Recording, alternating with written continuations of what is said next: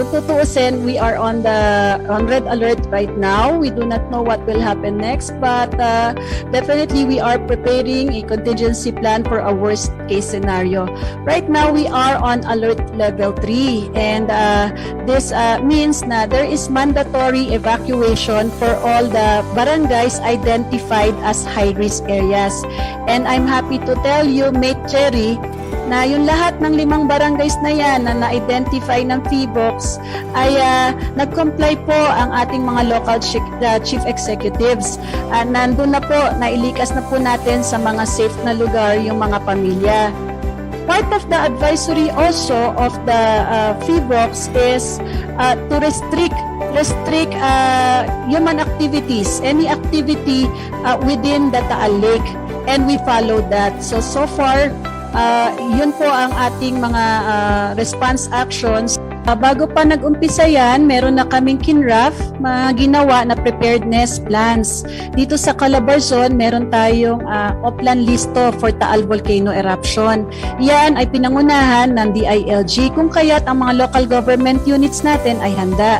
Sa level ng local, provincial at regional DRRM councils, meron kaming contingency plan. Wherein, under, yung nabanggit ko nga, RA 10121, at each level ay dapat meron ng nakahanda na contingency plan which upon implementation, nagiging response plan. Sa ngayon po kasi, we are past the preparedness stage. Nasa response plan na tayo dahil naganap na yung disaster. Kung kaya't sa coordination mechanism natin, ang local muna ang nangunguna sa pagresponde dito sa mga pangangailangan ng ating mga mamamayan na naapektuhan ng pagsabog ng bulkan. Kapag kailanganin na ng local government ng assistance ng province, saka papasok ang Provincial DRRM Council sa pangunguna ni Governor Mandana sa ngayon. Kapag nangingi na po ng tulong ang province at kailangan na niya ng augmentation assistance, hindi na po kinaya, nagkulang na po sa manpower and other resources, doon po papasok ang Regional DRRM Council.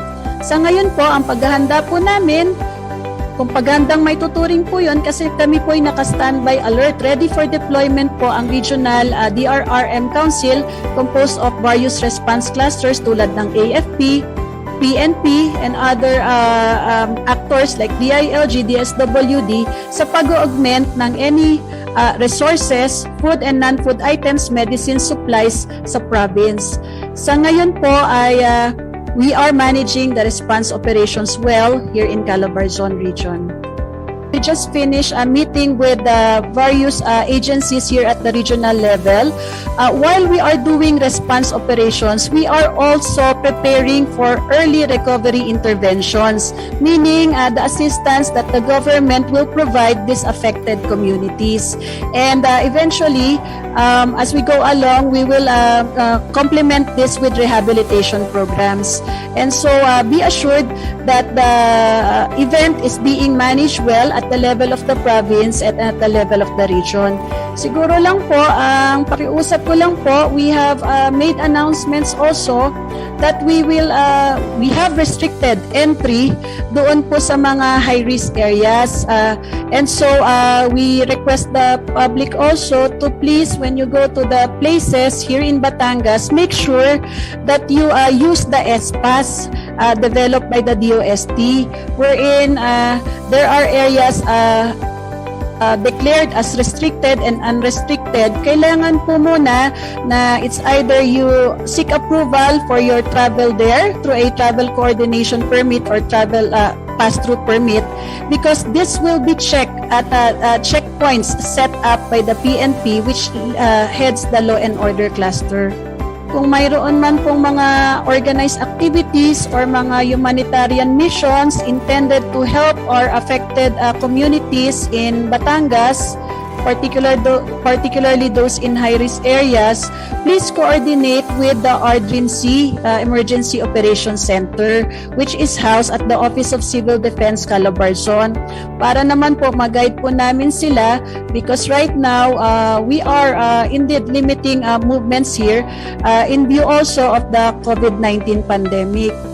Aside from that, If there are individuals who are willing to share their resources, we encourage you to please access our donations hub. We have centralized donations hub at the provincial government of Batangas. Sige, ang mobile numbers po niya ay 0963-772-7179 and 0963-772-7181.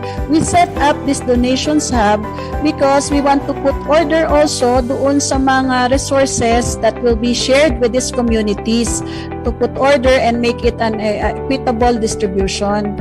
So sana sa ganitong pagkakataon, sa ganitong panahon, we also learned from our experience from last year.